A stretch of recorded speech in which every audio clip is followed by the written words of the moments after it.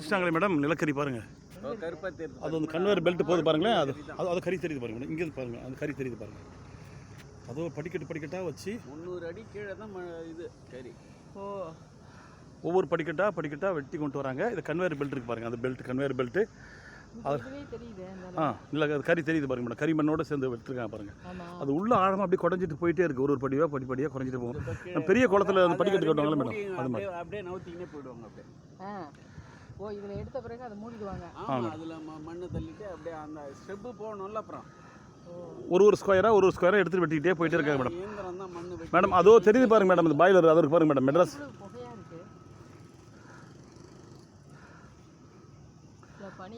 அதோ என்எல்சியினுடைய அந்த இது பாருங்க, அனல் மின்சாரம் அந்த கொதிக்கிறது, அந்த கலன் அது இருக்கு பாருங்க மேடம். 4 இருக்கு பாருங்க. அதே மாதிரி கட்டிடும். மேடம் அதுக்கு இதுக்கு சம்மந்தம் இல்லை மேடம். ஆனால் புகை என்ன கீழேருந்து வருது, கேஸ் புகையே வருது கீழேருந்து.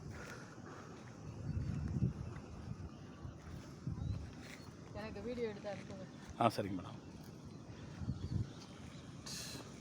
மேடம் பார்க்குற மாதிரி.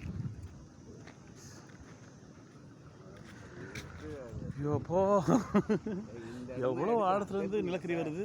இந்த இடம் தான் எடுக்கிறான். ஆமாம், காட்சித குழாய்கள் பதிச்சு இந்த இது குழாய் வழியாக தண்ணி வெளியேற்றினே இருக்கும். ஏற்றினா அவங்க வெட்ட முடியுங்களா?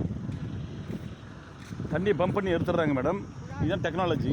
தண்ணி எடுத்துட்டு அதுக்கப்புறம் எடுக்கணும். முன்னாடி வந்து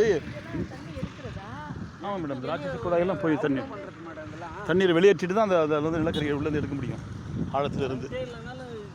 வச்சு தள்ளிடுறது பாருங்க.